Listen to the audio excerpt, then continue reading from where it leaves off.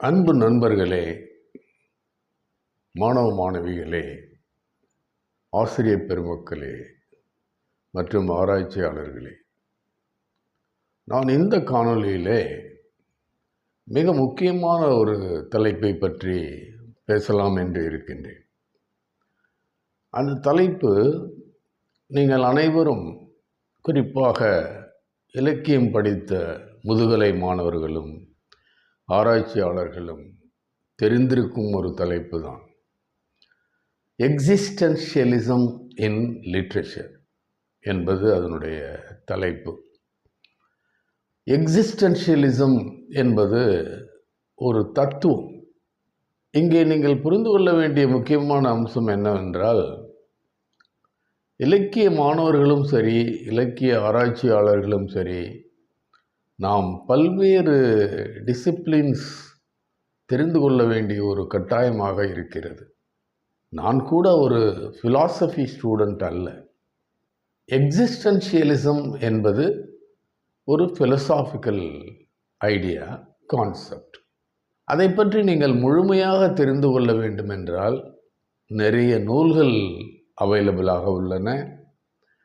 நிறைய தத்துவ ஞானிகள் அவர்களுடைய காணொளிகள் இருக்கின்றன. அதிலே சென்று நீங்கள் நன்றாக புரிந்து கொள்ளலாம். இருந்தாலும் கூட நாம் இலக்கிய கண்ணோட்டத்தோடு இந்த ஃபிலாசபியை அணுகுகின்றோம். சரி, நம்முடைய தலைப்புக்கு தற்போது வருவோம். எக்ஸிஸ்டென்ஷியலிசம் இன் லிட்ரேச்சர், இதுதான் நம்முடைய தலைப்பு. எக்ஸிஸ்டென்ஷியலிசம் என்றால் சில தமிழ் அறிஞர்கள் அதை இருத்தலியம் என்று மொழிபெயர்க்கின்றார்கள். இருத்தலியம் என்பது எவ்வளவு சரியான தமிழாக்கம் என்பது எனக்கு தெரியாது. ஆனால் அந்த கான்செப்ட், இருத்தலியம் என்றாலும் எக்ஸிஸ்டென்ஷியலிசம் என்றாலும் ஒன்றுதான். உலகத்தில் மனிதன் தோன்றியதிலிருந்து தன்னுடைய வாழ்க்கைக்கு ஏதாவது காரணங்கள் இருக்குமா, மீனிங் இருக்குமா என்று தேடிக்கொண்டே அலைகின்றான். அதன் விளைவாக நமக்கு பல பிரான்ச்சஸ் ஆஃப் ஃபிலாசபி நம்மிடையே உலவுகின்றன. உதாரணமாக Christianity, Hinduism, Buddhism, idealism, stoicism, metaphysics, historicism, Marxism, rationalism, nihilism, existentialism. இதில் கடைசியாக உள்ள எக்ஸிஸ்டென்ஷியலிசத்தை பற்றித்தான் நாம் பார்க்க போகின்றோம். நான் சற்று முன்பு சொன்ன பல தத்துவ மார்க்கங்கள் எல்லாமே வாழ்க்கையின் பொருள் என்ன, வாழ்க்கையில் என்ன மீனிங் உள்ளது என்பதை தேடி ஆராய்கிறது. ஒவ்வொரு மார்க்கத்திற்கும் தனித்தனியாக பொருள்களை அவர்கள் கூறுகின்றார்கள். ஆனால் கடைசியாக நான் குறிப்பிட்ட நெய்லிசமும் எக்ஸிஸ்டென்ஷியலிசமும் சற்று வித்தியாசமானது. அது என்ன கூறுகின்றது என்றால், இந்த வாழ்க்கையில் இன்ஹெரண்ட் மீனிங் என்று ஒன்று கிடையாது. இன்ஹெரண்ட் மீனிங் என்றால் ஒரு பொருள் என்பதே கிடையாது, மீனிங் என்பதே கிடையாது என்று ஆணித்தரமாக வலியுறுத்துவதுதான் இந்த நெய்லிசமும் எக்ஸிஸ்டென்ஷியலிசமும். நாம் தற்போது பார்க்க போவது எக்ஸிஸ்டென்ஷியலிசம் என்பதை பற்றித்தான். ஆனால் எக்ஸிஸ்டென்ஷியலிசத்தை பற்றி தெரிந்து கொள்ள வேண்டுமென்றால் நாம் சிறிது நெய்லிசம் என்றால் என்ன என்று தெரிந்து கொள்ள வேண்டும். நெய்லிசத்தினுடைய மீனிங் என்னவென்றால் nothingness. There is nothing, no meaning in everything. There is no predetermined purpose in this world. நாம் பிறக்கும்போது எந்த விதமான ஒரு பர்பஸுடனும் பிறக்கவில்லை. நமக்கு எந்த விதமான காரணமும் நம் பிறப்பின் மீது கற்பிக்கப்படவில்லை என்று ஆணித்தரமாக நெய்லிசம் கூறுகிறது. சரி, நெய்லிசம் என்பது யார் தோற்றுவித்தார்கள், எப்போது வந்தது என்று பார்த்தோமேயானால், ஃப்ரெட்ரிக் ஜெகோபி என்பவர் 18ஆம் நூற்றாண்டு இறுதியிலேயே இந்த நெய்லிசம் என்ற வார்த்தையை உபயோகப்படுத்தினார். ஆனாலும் கூட த ஃபாதர் ஆஃப் நெய்லிசம் என்று நாம் குறிப்பிடுவது ஃப்ரெட்ரிக் நீட்ஷே. அவர்தான் இதை ஒரு பரவலாக உலகறியச் செய்தவர். இன்னும் சொல்லப்போனால் உலகத்திலே ஒரு புயலையே கிளப்பியவர் என்று கூட நாம் கூறலாம். ஏனென்றால் அவர் கூறிய ஒரு வார்த்தை, he declared the death of God. கடவுள் இறந்து விட்டார் என்று அவர் டிக்ளேர் செய்தார். கடவுளை நாம் புதைத்து விட்டோம் என்றும் கூறினார். we buried God என்று கூறினார். இந்த ஃப்ரெட்ரிக் நீட்ஷே தான் we are born without a purpose, predetermined purpose, and no meaning can be attached to our birth. இதையெல்லாம் அவர் கூறினார். ஃப்ரெட்ரிக் நீட்ஷே வாழ்ந்த காலம் 19ஆம் நூற்றாண்டு. அவர் பிறந்தது 1844. அவர் மறைந்தது 1900. இந்த காலகட்டங்களிலே தான் அவர் வாழ்ந்தார். மிக சர்ச்சைக்குரிய நூல்களை அவர் நமக்கு தந்திருக்கின்றார். அவர் எழுதிய நூல்களிலே மிகச் சிறந்தவை என்று நாம் கூறுவோமேயானால், சுனாமியை கிளப்பிய நூல்கள் என்று நாம் கூறுவோமேயானால், thus spake Zarathustra, beyond good and evil, will to power போன்ற நூல்கள். சரி, இப்பொழுது அவர் கூறிய முக்கியமான கருத்துக்களுக்கு வருவோம். அவர் என்ன கூறினார்? அவர் இந்த உலகத்திலே எந்த மாரல் பர்பஸும் இல்லை என்று கூறினார். நாம் புதிதாக சில வேல்யூஸ், நியூ வேல்யூஸை நாம் உருவாக்க வேண்டும். இந்த உலகத்தில் ஒன்றுமே இல்லை. இந்த உலகம் ஒரு அப்சர்டிட்டி நிறைந்தது, அவலங்கள் நிறைந்தது. இதில் எந்த ஒரு அர்த்தமும் பொருளும் இல்லை. ஜரதூஸ்ரா என்பவர் சில திறனாய்வாளர்கள் நீட்ஷே தான் என்று கூறுகின்றனர். ஏனென்றால் அந்த ஜரதூஸ்ரா என்பவர் நீட்ஷேவின் ஒரு உருவகம் என்று கூறலாம். அவர் ஒரு சூப்பர் ஹீரோவை உருவாக்குகின்றார். அந்த சூப்பர் ஹீரோ தான் இந்த உலகத்தில் சால்வேஷனை கொடுப்பார். கடவுள் கொடுக்க மாட்டார். இவர் ஒரு ஆன்டி கிரைஸ்ட். இவருடைய நூல்கள் எல்லாமே கிறிஸ்டியானிட்டிக்கு எதிராக உள்ளது. ஏனென்றால் கிறிஸ்டியானிட்டி மறுமையை பற்றி மட்டுமே பேசுகிறது, வேறு எதுவும் அது பேசவில்லை என்பது இவருடைய கருத்து. மக்கள் எல்லோரும் ஒரு செக்கு மாடு உழல்வது போல உழன்று கொண்டிருக்கிறார்கள். அந்த கன்ஃபர்மிட்டியை தாண்டி அவர்களுக்கு வர விருப்பமில்லை. அதனால்தான் ஜரதூஸ்த்ரா என்ற ஒரு ஹீரோ, ஒரு மாஸ்டர் ஹீரோ, ஒரு மாஸ்டர் மொராலிட்டி தேவை என்று கூறுகின்றார். ஸ்லேவ் மொராலிட்டிக்கு எதிரானவர். இப்படியெல்லாம் பல கருத்துக்களை கூறுகின்றார். நாம் அதற்குள் மிக டீப்பாக செல்ல வேண்டாம். இந்த நீட்ஷே தான் முதலில் இந்த எக்ஸிஸ்டென்ஷியலிசம் என்ற ஒரு ஃபிலாசபிக்கு வித்திட்டவர் என்று நாம் கூறலாம். எக்ஸிஸ்டென்ஷியலிசத்துக்கும் நெய்லிசத்துக்கும் உள்ள வேறுபாடு என்னவென்றால், வாழ்க்கையில் எந்த உண்மையுமே கிடையாது, அங்கே எதுவுமே இல்லை, மேடு பள்ளங்கள் இருக்கத்தான் செய்யும், பொருள் என்பதே கிடையாது இவ்வுலகத்தில், அறநெறிகள் நன்னெறிகள் என்பதெல்லாம் எதுவுமே கிடையாது என்பதுதான் நெய்லிசத்தினுடைய கருத்து. ஆனால் எக்ஸிஸ்டென்ஷியலிசம் சற்று வித்தியாசமானது.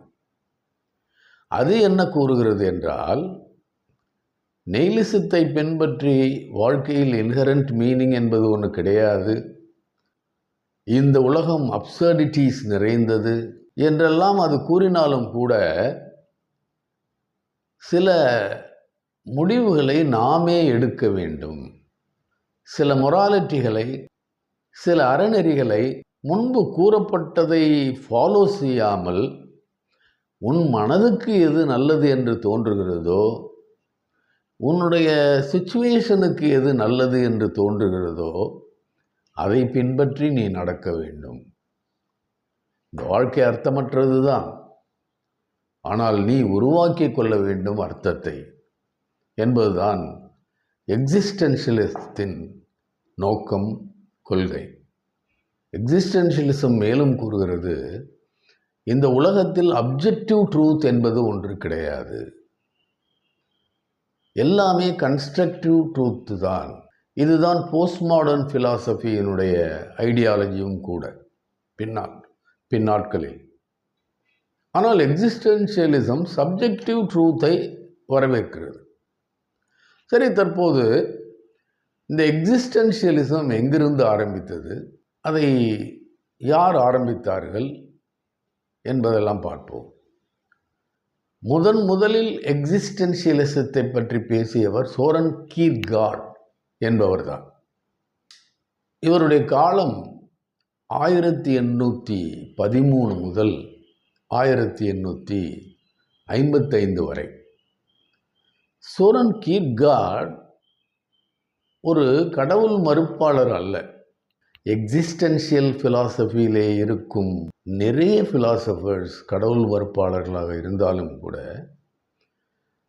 அந்த 19ஆம் நூற்றாண்டிலே வாழ்ந்த அந்த சோரன் கீர்கார்ட் கடவுள் மறுப்பாளர் அல்ல, கடவுள் மீது மிகுந்த நம்பிக்கை வைத்தவர்.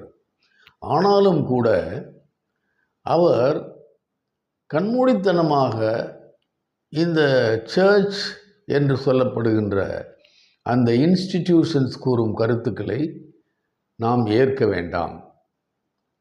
சில நேரங்களிலே நீங்கள் சப்ஜெக்டிவாக முடிவுகளை எடுக்கலாம், உன் மனதுக்கு எது சரி என்று படுகிறதோ அதை நீ செய்யலாம் என்று அவர் ஒரு அனுமதியை கொடுக்கின்றார். இந்த வகையிலே சோரன் கீர்கார்டை முதல் எக்ஸிஸ்டென்ஷியலிஸ்ட் என்று கூறுகிறார்கள். அடுத்தபடியாக வரும் ஒரு முக்கியமான எக்ஸிஸ்டென்ஷியலிஸ்ட் ஃபிலாசபர் ஜான் பால் சார்த்ரே. இவருடைய காலம் 1905 முதல் 1980 வரை. இவர் பன்முகத்தன்மை கொண்ட ஒரு மனிதர். இவர் ஃபிலாசபர், நாடகாசிரியர், நாவலாசிரியர், திறனாய்வாளர் என்று நாம் அடுக்கிக் கொண்டே போகலாம். அப்படிப்பட்ட ஒரு முக்கியமான அறிஞர் ஜான் பால் சார்த்ரே. இவர் 2 விஷயங்களை முக்கியமாக கூறுகின்றார். அதிலும் முக்கியமாக இவர் வலியுறுத்துவது பேட் ஃபெய்த் என்ற ஒரு கான்செப்ட். பேட் ஃபெய்த் என்றால், நான் ஏற்கனவே நீட்சே விஷயத்திலே கூறியது போல, ஒரு ஃபெய்த்தை உண்மை என்று நம்பி ஆட்டு மந்தைகள் போல அதை ஃபாலோ செய்வது, தன்னைத்தானே ஏமாற்றிக்கொள்வது, செல்ஃப் டிசெப்ஷன் என்று கூறுவார்கள். அதை பற்றி அதிகம் சிந்திக்காமல் அந்த பேட் ஃபெய்த்துடனேயே வாழ்வது. நம் பாதை நம்பக்கூடியதாக இல்லை என்று அவர்களுக்கு தெரிந்தாலும் கூட, அவர்கள் உணர்ந்தாலும் கூட, அந்த பேட் ஃபெய்த்தை கெட்டியாக பிடித்து கொண்டு விடாமல் இருப்பது, அதுதான் பேட் ஃபெய்த். இதுதான் மனிதனை பின்னோக்கி செல்ல வைக்கிறது என்பது சார்த்ருடைய ஒரு நம்பிக்கை. ஆகவே பேட் ஃபெய்த் என்ற ஒரு விஷயத்தை பற்றி இவர் நிறைய பேசுகிறார். இந்த பேட் ஃபெய்த்தை அவர்கள் கெட்டியாக பிடித்து கொண்டிருப்பதனால் சுதந்திரத்தையும் பொறுப்பையும் கைவிடுகிறார்கள். They lose their independence and responsibility என்பது இவருடைய கருத்து. அடுத்து முக்கியமாக இவர் கூறுவது என்னவென்றால், we are condemned to be free என்று கூறுகிறார். இது ஒரு முக்கியமான கோட் என்று கூறலாம். அப்படி என்றால், we are compelled to make choices in our life. நாம் சாய்ஸஸ், சில விஷயங்களை தேர்ந்தெடுப்பதற்காக கட்டாயப்படுத்தப்படுகின்றோம். ஆனாலும் கூட பேட் ஃபெய்த்தை நம்பி அந்த சாய்ஸை எடுக்காமலே இருக்கின்றோம். We deny those choices. We shirk our responsibility என்பதெல்லாம் இவருடைய வாதம். இவற்றையெல்லாம் விட இதை நான் முதலிலேயே கூறியிருக்க வேண்டும். நான் எக்ஸிஸ்டென்ஷியலிசத்தின் விளக்கத்தின் போதே இதை கூறியிருக்க வேண்டும். அவர் கூறிய முக்கியமான கருத்து என்னவென்றால், எக்ஸிஸ்டன்ஸ் ப்ரசீட்ஸ் எசன்ஸ் என்பதுதான். நான் ஏற்கனவே கூறினேன் அல்லவா, மனிதன் பிறக்கும்போது அவனிடம் எந்த இசம்ஸும் இல்லை. ஐடியலிசம், ஹிஸ்டாரிசிசம் என்றெல்லாம் கிடையாது. ஆனால் அது அவனுக்கு பின் நாட்களில் போதிக்கப்படுகிறது. அதனால் எக்ஸிஸ்டன்ஸ், மனிதன் வெறும் இருந்தான். தற்போது நாம் எக்ஸிஸ்டென்ஷியலிசத்தின் கூறுகளை பற்றி பார்ப்போம். முதலில் freedom of choice and responsibility. ஏற்கனவே நான் கூறியது போல, we are condemned to be free. ஃப்ரீயாக இருக்க வேண்டியது நம்முடைய கடமை, வேறு வழியே இல்லை. ஆனால் நாம் ஃப்ரீயாக இருப்பதில்லை. ஏதோ ஒன்றை தேடி அலைகின்றோம். இந்த உலகத்தில் எந்த ஒரு பொருளும் இல்லை, மீனிங்கும் இல்லை. ஆனால் we individuals can create our own morals, our own salvation. இதை சில நாவல்களிலே நீங்கள் பார்க்கலாம். குறிப்பாக ரஷ்ய எழுத்தாளர் தோஸ்தோவ்ஸ்கியின் கிரைம் அண்ட் பனிஷ்மெண்ட் என்ற நாவல் இதை நன்றாக விரிவாக கூறுகிறது. அதற்கு அடுத்த முக்கியமான கூறு என்னவென்றால் அப்சர்டிட்டி. இந்த உலகம் அபத்தங்கள் நிறைந்தது என்பது எக்ஸிஸ்டென்ஷியலிசத்தின் வாதம். சோலை இல்லாத பாலைவனத்திலே சோலையை தேடுவது போல. சாமுவேல் பெக்கெட் என்று ஒரு நாடகாசிரியர், அவர் வெயிட்டிங் ஃபார் கோடோ என்ற ஒரு நாடகத்தை நமக்கு தந்துள்ளார். அந்த நாடகத்திலே இந்த எக்ஸிஸ்டென்ஷியலிசத்திற்கு உள்ள அத்தனை கூறுகளுமே உள்ளன. அதை நீங்கள் பார்க்கலாம். நான் தற்போது உங்களிடையே கூறிக்கொண்டிருப்பது அப்சர்டிட்டியை பற்றி. இந்த அப்சர்டிட்டிக்கு நல்ல உதாரணம் இந்த வெயிட்டிங் ஃபார் கோடோ என்ற ஒரு நாடகம். அந்த நாடகத்திலே ஒரு வரி வரும், ஒரு கேரக்டர் கூறுவான், celebrating honeymoon in the Dead Sea என்று கூறுவான். அதுபோல தான் இந்த உலகம். டெட் சீ என்பது ஒரு try place, symbolically representing very dry, monotonous, dull place. அங்கே ஹனிமூன் கொண்டாடுவது போல அபத்தம் நிறைந்த உலகம் இது. இந்த அபத்தங்களை பற்றி எக்ஸிஸ்டென்ஷியலிசம் இலக்கியத்திலே நிறைய கூறுகிறது. எக்ஸிஸ்டென்ஷியலிசத்தின் அடுத்த கூறு என்னவென்றால் ஆத்தென்டிசிட்டி. அதாவது இந்த உலகத்தில் எந்த மீனிங்கும் இல்லை என்று ஆகிவிட்ட பிறகு நாம் எப்படி வாழ்வது? ஏதாவது ஒரு பிடிமானம் வேண்டும். ஏட்ஸ் ஒரு கவிதையிலே கூறுவார், சென்டர் cannot hold. அது சென்டர் வேண்டும். ஒவ்வொரு மனிதனும் ஒரு சென்டரிலே தான் வாழ்கின்றான், ஒரு ஹோல்டிலே தான் வாழ்கின்றான். இல்லை என்றால் தடுமாறி விடுவோம் என்ற ஒரு நம்பிக்கை அவனுக்கு இருக்கிறது.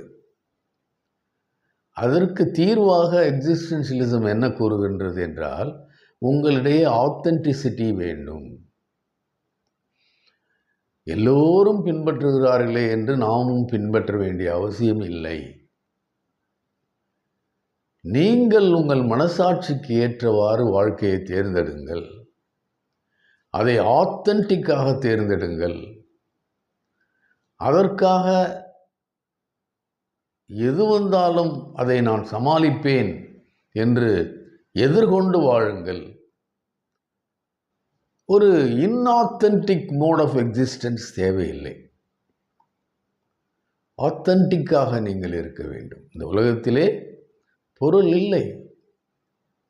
ஹெமிங்வேயுடைய old man and the sea இதற்கு நல்ல உதாரணம். அதை பற்றி நான் கூறுகின்றேன். So authenticity is one of the elements of existentialism.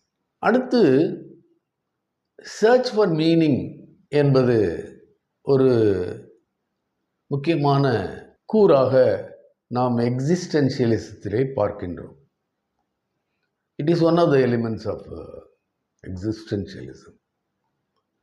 Search for meaning in a meaningless world. இந்த அர்த்தமே இல்லாத இந்த உலகில் அர்த்தத்தை தேடுவது. எது உனக்கு சரி என்று படுகிறதோ அதை நீ செய். இதை நீங்கள் ரஷ்ய நாவல்களிலே அதிகமாக பார்க்கலாம். தோஸ்தோவ்ஸ்கியின் கிரைம் அண்ட் பனிஷ்மெண்ட், டால்ஸ்டாயின் ரெசரக்ஷன், இதிலெல்லாம் அந்த சென்ட்ரல் கேரக்டர்ஸ் எப்படி ஒரு மீனிங்கை தேடி அலைகின்றார்கள் என்பதை நாம் பார்க்கின்றோம். ஏன் Santiago old man and the சீயிலே கூட அவனை பொறுத்தவரை அவன் ஒரு மீனிங்கை தேடி அலைகிறான், அடைகிறான். ஸோ எக்ஸிஸ்டென்ஷியலிசத்திலே கூறப்படும் சர்ச் ஃபார் மீனிங் என்பது ஆல்ரெடி சொல்லப்பட்ட அப்ஜெக்டிவ் உண்மைகள் கிடையாது. பலவிதமான இசம்கள் கூறிய உண்மைகள் கிடையாது. தனி மனிதர்களாக சுதந்திரமாக பொறுப்புடன் அவர்கள் மனதிற்கு ஏற்றவாறு தேர்ந்தெடுக்கும் விஷயம்தான் இந்த மீனிங். இதை நீங்கள் இலக்கியங்களிலே பார்க்கலாம். எக்ஸிஸ்டென்ஷியலிசத்தின் அடுத்த கூறு என்னவென்றால் கான்ஃபரண்டேஷன் வித் மார்டாலிட்டி, டெத். நெய்லிசம் சூசைடை வலியுறுத்துகிறது என்றால் ரெக்கமெண்ட் செய்யவில்லை. ஒன்றுமே இல்லாத ஒரு நிலையிலே மனிதன் சூசைடை தேர்ந்தெடுக்கின்றான், தற்கொலையை தேர்ந்தெடுக்கின்றான். ஒரு விரக்தி மனப்பான்மைக்கு அவன் செல்கின்றான். ஆனால் இங்கே எக்ஸிஸ்டென்ஷியலிசத்திலே அவ்வாறு இல்லை. அந்த மார்டாலிட்டியுடன் போராடுவது என்பது இங்கே முக்கியமான ஒரு கூறு. இது நிறைய நாடகங்களிலும் கதைகளிலும் நாம் காண்கிறோம். முக்கியமாக ஜேஎம் சிஞ்ச் என்பவர் எழுதிய ரைடர்ஸ் டு த சீ, வூல்ஃபுனுடைய நாவல்கள் போன்ற பல இலக்கியங்கள் இங்கே அதை வலியுறுத்துகிறது. முக்கியமாக டால்ஸ்டாய் எழுதிய டெத் ஆஃப் ஐவன் இலிச் என்ற ஒரு நாவலா மிக முக்கியமானது. அதில் அந்த கேரக்டர் இறப்போடு எவ்வாறு போராடுகிறார் என்பதை காட்டுகிறது. இவ்வாறு நிறைய உதாரணங்களை நாம் கூறிக்கொண்டே போகலாம். எக்ஸிஸ்டென்ஷியலிசம் மிக அருமையான ஒரு தத்துவம். ஆனால் அதை ராவாக சொல்லாமல் நல்ல அழகான இலக்கிய ரசத்துடன் அந்த எக்ஸிஸ்டென்ஷியல் ஃபிலாசபியை இலக்கியங்கள் கூறுகின்றன. முக்கியமாக இந்த freedom of choice and responsibility என்ற எக்ஸிஸ்டென்ஷியல் எலிமெண்ட்டை பற்றி கூறும்போது நாம் தோஸ்தோவ்ஸ்கியின் கிரைம் அண்ட் பனிஷ்மெண்ட் நாவலை பற்றி கூறாமல் இருக்க முடியாது. அதில் வரும் மைய பாத்திரமான ரஸ்கோலின்கோவ் ஒரு சட்டக்கல்லூரியில் பயின்ற ஒரு மாணவன். ஆனால் அவன் படிப்பை பாதியிலேயே நின்று விடுகின்றான். ஏனென்றால் வறுமை. அவன் தன் வறுமையின் காரணமாக அடிக்கடி அலியோனா என்ற ஒரு பான் புரோக்கரிடம் சென்று வட்டிக்கு பணம் பெற்றுக்கொண்டு வருவது வழக்கம். அவன் எப்படிப்பட்டவன் என்றால் வாழ்க்கையிலே ஒரு நெப்போலியன் போல, அதை முன்னுரையிலே ஆசிரியர் கூறுகின்றார், ஒரு நெப்போலியனை போல வாழ வேண்டும் என்று ஒரு ஐடியாலஜியை கொண்டவன். ஏன் இந்த வாழ்க்கையிலே இந்த மேடு பள்ளங்கள் இருக்கின்றன, அதை நாம் உடைக்க வேண்டும், நாம் மற்ற சராசரி மனிதர்கள் போல வாழக்கூடாது, தனித்துவமாக வாழ வேண்டும், ஒரு நெப்போலியன் போல இருக்க வேண்டும் என்று கொள்கை உடையவன். அந்த ஐடியாலஜியின் விளைவாக அந்த அலியோனா வீட்டிற்கு செல்லும் போதெல்லாம் அந்த வீட்டை நோட்டமிடுவான். பிறகு அவனுடைய அறைக்கு வருவான். அவளை கொலை செய்ய வேண்டும் என்ற தீவிரமான திட்டம் அவன் மனதில் ஏற்படுகிறது. கொலை செய்ய வேண்டும் என்ற நோக்கம் அவனுடைய ஐடியாலஜி தான். ஆக அதை மிக அழகாக திட்டமிட்டு சென்று அந்த பான் புரோக்கரை கொலையும் செய்து விடுகின்றான். அப்போது அந்த அலியோனாவுடைய தங்கை திடீரென்று அங்கே வந்து விடுகிறார். அவளையும் கொலை செய்கின்றான். அதன் பிறகு வெளியே வருகின்றான். யாரும் பார்க்கவில்லை. அவன் கொலை செய்திருப்பான் என்று காவலர்கள் கூட, போலீஸ் கூட நம்பவில்லை. எந்த தடயமும் கிடைக்கவில்லை. அவன் வாழ்க்கையை இவ்வாறு தள்ளி கொண்டிருக்கின்றான். அவன் நினைத்ததை முடித்து விடுகின்றான். மேலும் அவளை கொலை செய்துவிட்டு வரும்போது அவனுக்கு தேவையான அளவு பணத்தையும் எடுத்துக்கொண்டு வருகின்றான். பின் நாட்களில் அவனுக்கு குற்ற உணர்வு ஏற்படுகின்றது. ஷேக்ஸ்பியரின் மெக்பத்திலே ஒரு லைன் வரும். அவன் டன்கனை கொலை செய்த உடனே, Macbeth hath not only murdered Duncan, he hath murdered his sleep and peace of mind என்று மெக்பத் கூறுவான். அதுபோல ரஸ்கோலின்கோவும் அதன் பிறகு குற்ற மனப்பான்மையால் துடிக்கின்றான். அதன் பிறகு அவன் சந்திக்கும் கதாபாத்திரங்கள், முக்கியமாக சோன்யா என்றொரு விலைமாதுவை சந்திக்கின்றான். அந்த விலைமாதுவின் தந்தை மர்மலேதோவா என்பவர். அவன் ஒரு குடிகாரன், ஆனாலும் நல்லவன். அவன் இறக்கும்போது கூட அவன் குடும்ப பாசத்தின் காரணமாக அவன் மகளுக்கு ஒரு கிஃப்ட் வாங்கி வைத்து கொண்டிருக்கின்றான். குடும்பத்தின் மீது அவனுக்கு அளவு கடந்த பாசம் இருந்தாலும் கூட, ஆனால் அவனால் குடியை நிறுத்த முடியவில்லை.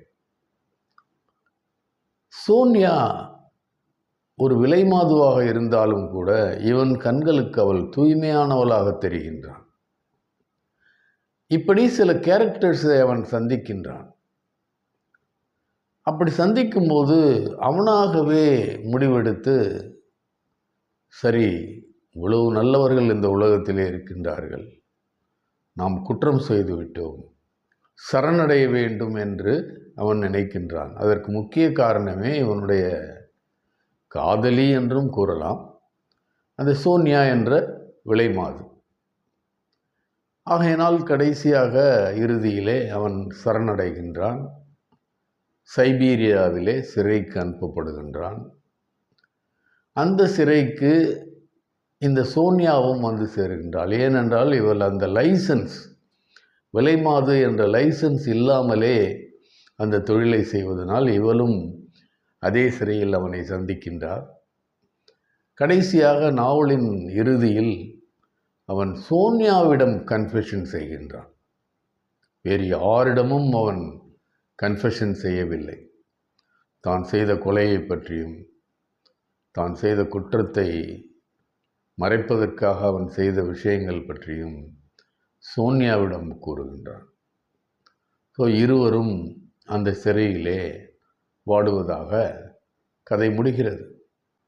மிக அருமையான கதை. இந்த கதையிலே வரும் அம்சங்கள் அத்தனையுமே அந்த எக்ஸிஸ்டென்ஷியலிசத்திற்கான கூறுகள் இருக்கின்றன.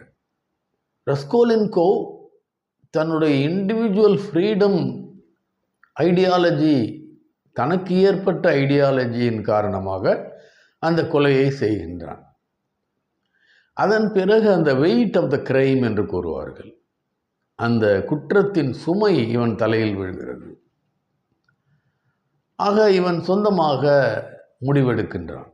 எக்ஸ்டர்னல் ஃபோர்ஸஸ் அவனை வற்புறுத்தவில்லை. அதாவது நான் ஏற்கனவே கூறினேன் அல்லவா, அதுபோல் அப்ஜெக்டிவ் ட்ரூத் என்ற ஒரு விஷயம் இவனுக்கு தெரியாது. ஆனால் இவன் மனது சொல்கிறது. ஆக இவன் நல்ல உள்ளங்களை சந்திக்கின்றான். அவனுக்கு பொறுப்பு ஏற்படுகின்றது. சரணடைகின்றான். கன்ஃபெஷன் செய்கின்றான். இவன் தெய்வத்தின் முன்பு கன்ஃபெஷன் செய்யவில்லை. நன்மை தீமை என்பது மனதிற்குள் தான் இருக்கிறது. ஆகையால் இவன் சோனியாவிடம் கன்ஃபெஷனை மேற்கொள்கின்றான். அடுத்தபடியாக இந்த உலகம் அப்சர்டிட்டி நிறைந்தது என்பதை பற்றி நாம் நினைக்கும்போது நம் நினைவுக்கு வருவது ஆல்பர்ட் கேமியூ என்பவர் எழுதிய அந்த த மித் ஆஃப் சிசிஃபஸ் என்ற ஒரு தத்துவ கட்டுரை தான். அந்த மித் ஆஃப் சிசிஃபஸ் மூலம் நமக்கு ஒன்றை உணர்த்துகிறார் ஆல்பர்ட் கேமியூ. என்னவென்றால், சில நேரங்களிலே நமக்கு புராண கதைகள் ஒவ்வொன்றும் ஒரு தத்துவத்தை அள்ளித்தரும். அதுபோல் த மித் ஆஃப் சிசிஃபஸ் என்பது கூட ஒரு மித்தலாஜிக்கல் ஸ்டோரி தான், ஒரு தொன்ம கதை தான், தொன்மம். என்னவென்றால், ஜிஎஸ் எஜேனா என்ற ஒரு பெண்ணை தூக்கி கொண்டு சென்று விடுகின்றார். சிஎஸ் என்பவர் கடவுளுக்கெல்லாம் கடவுள். அவர் எஜீனா மீது காதல் கொள்கின்றார். இந்த எஜீனா அசோபஸ் என்னும் நதிக்கடவுளின் மகள், மிக அழகானவள். சிஎஸ் அந்த எஜீனாவை கடத்தி கொண்டு சென்று விடுகின்றார். இதை கிங் ஆஃப் கோரிந்த் என்ற ஒருவன் பார்த்து விடுகின்றான். அதை பார்த்தவுடன் அவன் இதை அசோபஸிடம் சொல்லிவிடுகின்றான், அவர்கள் இருப்பிடத்தை. கடவுள் கோபமடைகின்றார். அவனுக்கு ஒரு தண்டனை கொடுக்கின்றார். என்னவென்றால், அவன் அந்த பெரிய ஒரு பால் போல உள்ள ஒரு பெரிய இரும்பு போன்ற உறுதியான ஒரு உருண்டையை மலை உச்சிக்கு எடுத்து செல்ல வேண்டும். ஆனால் அவன் மலை உச்சிக்கு எடுத்து செல்ல முடியாது. எப்பொழுதெல்லாம் அவன் உச்சியை சென்று அடைகின்றானோ அப்போது அது உருண்டு கீழே வந்துவிடும். திரும்பவும் அந்த உருண்டை எடுத்துக்கொண்டு அவன் மேலே செல்ல வேண்டும். இதுதான் அவனுக்கு நிர்ணயிக்கப்பட்ட விதி அல்லது சாபம். இதை ஜிஎஸ் அந்த கிங் ஆஃப் கோரிந்துக்கு கொடுக்கின்றார். இது எதை உணர்த்துகிறது என்றால், அந்த கிங் ஆஃப் கோரிந்த் என்பவன் ஒரு ஆர்கிடைப்பல் அப்சர்ட் ஹீரோ. அதை விரும்பி விடுகின்றான். எப்பொழுதும் இந்த வேலையே கீழிருந்து மேலே கீழிருந்து மேலே இதை எடுத்துக்கொண்டு செல்வதும் அது விழுவதும், இதே வேலையை எட்டர்னல் ரெப்படிஷனாக அவன் செய்து கொண்டிருக்கின்றான். என்லெஸ்ஸாக செய்து கொண்டிருக்கின்றான். அதுபோலதான் மனிதர்களும் என்று கேமியோ கூறுகின்றார். இந்த உலகத்திலே அப்சர்டான வேலையை மனிதர்கள் செய்து கொண்டிருக்கிறார்கள், சிசிபஸ் போல என்று. எக்ஸிஸ்டென்ஷியலிஸ்டிலே கூறப்படுகிற மற்றொரு கூறான அல்லது எலிமெண்ட்டான சர்ச் ஃபார் மீனிங் என்பதற்கு ஒரு நல்ல உதாரணம் old man and the sea by Ernest Hemingway. ஒரு நல்ல நாவல். அந்த நாவலிலே ஒரு சாண்டியாகோ என்ற ஒரு அன்லக்கி ஃபிஷர்மேன் இருக்கின்றான். அந்த அன்லக்கி ஃபிஷர்மேனை அந்த கோஸ்டல் மக்கள் அனைவரும் அவனுக்கு அதிர்ஷ்டமே கிடையாது. இதுவரை அவன் வாழ்நாளில் ஒரு மீனை கூட அவன் பிடித்தது கிடையாது. எப்போது பார்த்தாலும் அங்கே மனோலின் என்ற ஒரு சிறுவனுடன் பொறுப்பில்லாமல் விளையாடி கொண்டிருக்கின்றான் என்றெல்லாம் அந்த மக்கள் பேசுகின்றனர். இப்படி பேசிக்கொண்டிருக்கும் போது ஒரு நாள் அவன் முடிவெடுக்கின்றான், கடலுக்குள் செல்கின்றான். கிட்டத்தட்ட 84 நாட்கள் அவன் கடல் உள்ளேயே இருக்கின்றான். 80 நாட்களாக எந்த ஒரு மீனும் அவனுக்கு கிடைக்கவில்லை. கடைசி 4 நாட்கள் இருக்கும்பொழுது அவனுக்கு மார்லின் என்ற ஒரு அருமையான ஒரு ஃபிஷ் கிடைக்கின்றது.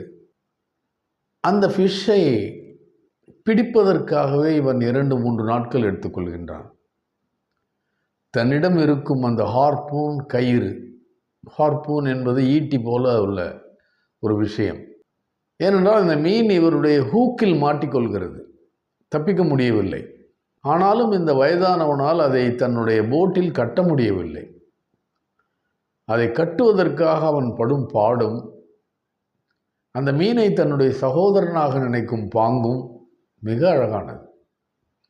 அதை லாவகமாக 3 நாட்கள் கழித்து பிடித்து அதை தன்னுடைய போட்டில் கட்டிவிடுகின்றான். அதன் பிறகு இவன் அந்த ஹார்பூனால் மார்லின் என்ற அந்த ஃபிஷ்ஷை குத்தியதனால் நிறைய இரத்த கசிவு அந்த மார்லின் உடம்பிலிருந்து வெளிப்படுகிறது. இதை பார்த்து ஒன்றன் பின் ஒன்றாக சுறா மீன்கள் வருகின்றன, ஷார்க்ஸ். அந்த ஷார்க்ஸுடன் போராடுகிறான். பல ஷார்க்ஸ்களை இவன் கொன்று விடுகின்றான். ஆனால் அந்த ஷார்க்ஸ் எல்லாமே இவனுடைய மார்லினுடைய அந்த சதையை கம்ப்ளீட்டாக சாப்பிட்டு விட்டு அந்த எலும்பை மட்டும் வைத்துவிட்டு சென்று விடுகின்றன. அத்துடன் இவன் கடற்கரைக்கு வருகின்றான். இவனுக்கு எந்த விதமான ஒரு இழப்பு மனப்பான்மையோ அல்லது ஒரு இப்படிப்பட்ட ஒரு சாதனையை செய்து விட்டோம் என்ற இருமாப்போ இல்லை. சமமாக இருக்கின்றான். ஒரு வயதானவன் 84 நாட்கள் கடலினுள்ளே, அதுவும் இந்த மனோலின் என்ற சிறுவன் கொடுத்த கொஞ்சம் உணவுகளால் அவன் அவ்வளவு நாட்கள் இருக்கின்றான். அதன் பிறகு போராடி அந்த மீனை பிடித்து வந்து கடலிலே எலும்பை மட்டும் சேர்க்கின்றான். வந்து படுத்து தூங்குகின்றான். அவன் கனவிலே பேஸ்பால் விளையாடுவது போல தோன்றுகிறது. அங்கு இருக்கும் மீனவர்கள் ஆனால் இதை காண்கின்றார்கள்.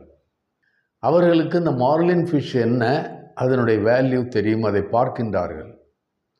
சாண்டியாகோவை ஒரு ஹீரோ போல பார்க்கின்றார்கள், வினோதமாக பார்க்கின்றார்கள். அந்த மீன் உயிருடன் இல்லை, வெறும் எலும்புதான் இருக்கிறது. இருந்தாலும் அவன் அத்துடன் போராடி இதை கொண்டு வந்திருக்கின்றானே என்று அவர்கள் பெருமையாக நினைக்கின்றார்கள்.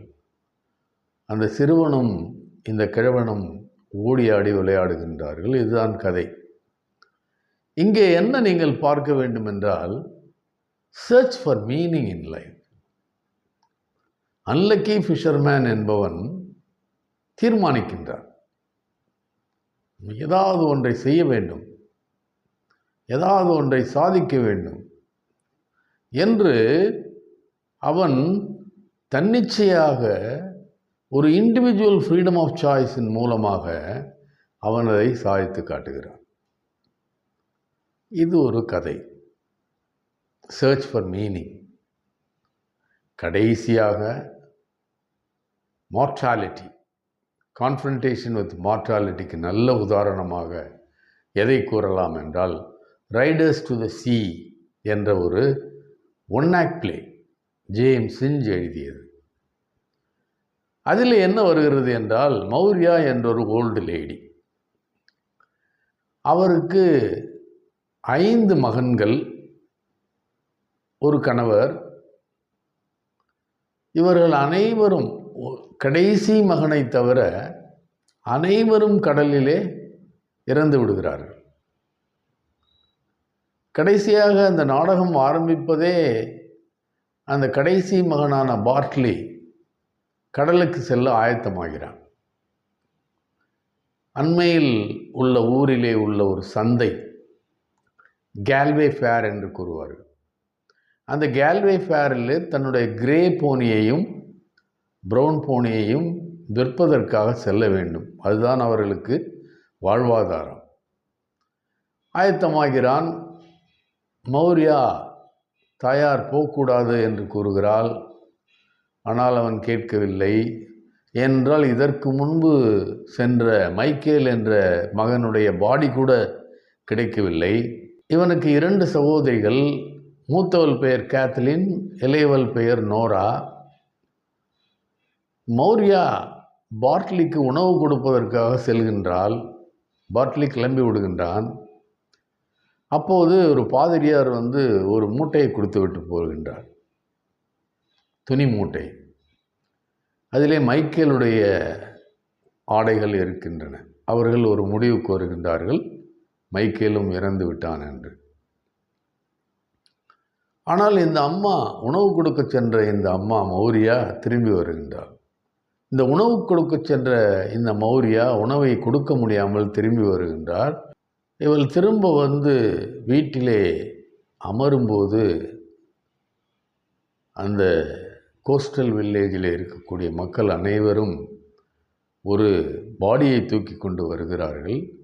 அது பார்ட்லி, அவனுடைய கடைசி மகனுடைய பாடி. அவனும் இறந்து விடுகின்றான். அப்போது மௌரியா அழுவதற்கு பதிலாக சிரிக்கின்றாள். I have nothing to lose hereafter.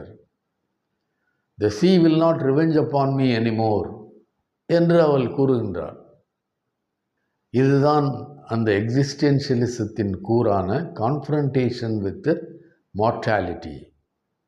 இறப்பு துரத்தி கொண்டே இருக்கும் இந்த உலகத்திலே. What must happen must happen. இந்த உணர்தல் மௌரியாவுக்கு வருகின்றது. அதை எதிர்கொள்கின்றார். இதுதான்.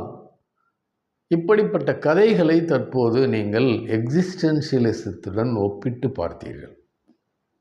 அந்த தத்துவங்களோடு நாம் இங்கே அறிந்து கொள்ள வேண்டியது என்னவென்றால், அந்த எக்ஸிஸ்டென்ஷியலிசத்தின் ஃபிலாசபியை கதைகள் மூலமாகவும், கட்டுரைகள் மூலமாகவும், நாவல்கள் மூலமாகவும், ஒன் ஆக்ட் பிளேஸ் மூலமாகவும் இலக்கியங்களிலே பிரதிபலிப்பதை கண்டு ரசித்து உணர்வதுதான். மேலும் இதுபோன்ற காணொளிகளை நாம் நிறைய காணலாம் என்று கூறி விடைபெறுகிறேன். நன்றி, வணக்கம்.